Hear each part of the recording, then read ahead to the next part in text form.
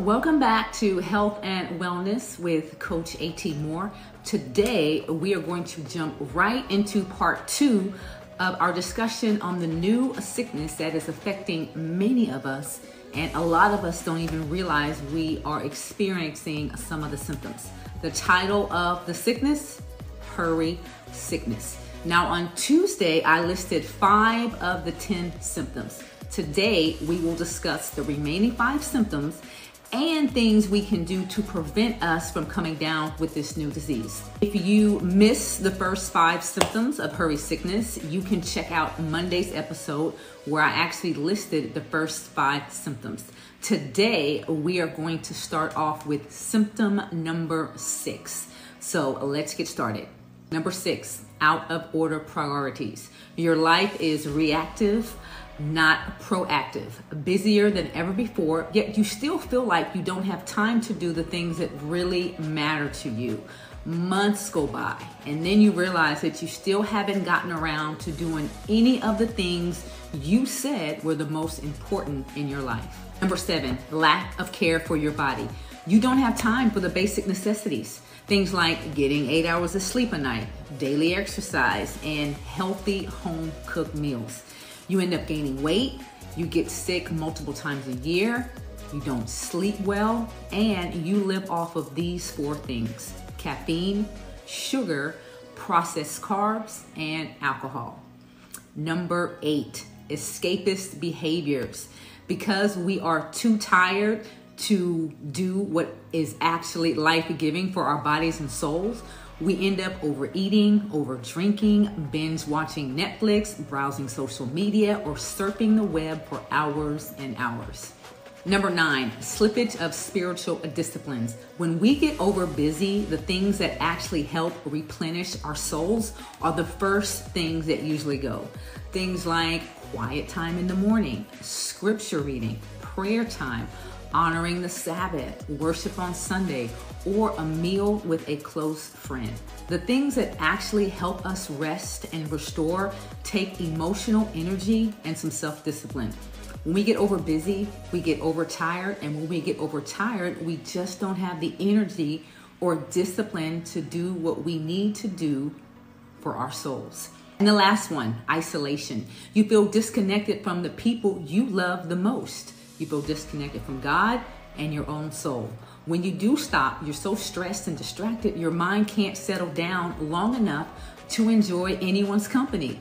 When you're with your friends and your family, you are either on your phone or a million miles away mentally because you're constantly thinking about to-do lists or tasks that still need to be completed. Now, I want you to look over at your paper. See how many of the symptoms you wrote down. Remember, the point of this discussion is not to bring judgment or to point fingers. It's just to bring awareness, because anytime we want to improve upon something, we have to first start with awareness.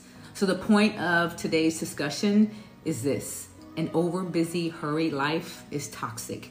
In a recent study, 39% of Americans reported being more anxious than they were over a year ago. So how can we manage our hectic schedules a little bit better? Now, later on in a future episode, I'm actually gonna go into a deeper dive into this, but today, I just wanna give you 8 time management hacks that you can incorporate into your daily routine immediately, and see if any of these hacks help you manage your hectic schedule and eliminate symptoms of hurry sickness. You ready? All right, number 1, organize your work around your energy levels. Your productivity levels are directly related to your energy levels. So if you can schedule your hardest tasks for when your energy levels are at their highest, that's going to be a huge win for you. So figure out what time of day is your brain the most efficient. Is it in the morning, the afternoon, the evening? Whatever time it is, that is when you should schedule your hardest task of the day.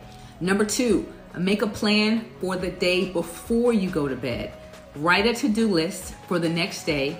When you plan ahead, you're mentally preparing yourself for any challenges you may face. It also helps you work faster and more efficiently. It also allows you to say yes and no to things based on the schedule you already have planned. So you're not saying yes to stuff that you don't have room in your schedule for. Number 3, start your day with the most important task. When you start your day off by completing your most important task, you give yourself a boost and a momentum and a real sense of accomplishment. You get to pat yourself on the back and cross things off your list after you've completed your most challenging task of the day. Number 4, prioritize tasks. When every task is a priority, nothing is. Urgent tasks should be your highest priority. If everything is a major event, if everything is a major priority, you're not going to get anything done. So prioritize what is the most important and get that done first. Number 5, learn to outsource. You don't have to complete every task yourself, especially your low priority task. Outsource some of these tasks if you can, so you can focus your attention on the more pressing tasks for your day or week. For example, my sister is a principal, a wife, and has 3 very active kids. There is absolutely no reason she should be washing clothes, folding clothes, doing dishes, any of that. Giving your child chores and household responsibilities helps them with their executive functioning skills, and it helps them learn how to be contributing family members. There are tons of age-appropriate chores for all ages. Number 6, automate repetitive tasks. There's a lot of technology available today that can help you automate many of your daily tasks. And automating these tasks could save you several hours each week. Number 7, eliminate unnecessary distractions. When you get distracted, it takes time to get your focus back. This puts limits on your productivity. I put my phone away when I'm working, and when I take a break, that is usually when I pick up my phone to check messages or honestly search the web. I don't even take calls when I'm working. They go to voicemail. And the last one, realize that things don't need to be perfect. It's so easy to get caught up in trying to make everything perfect, but perfectionism will slow you down and eventually result in things not getting completed and deadlines being missed. So those are the 8 things you can do to help manage your busy schedule. I want you to practice some of these different time management techniques and see which ones, if any, work best for you and help you eliminate some of the symptoms of hurry sickness. So wrapping up, we have now completed the 10 symptoms of hurry sickness. And we've also gone over 8 time management hacks for you to put into practice immediately.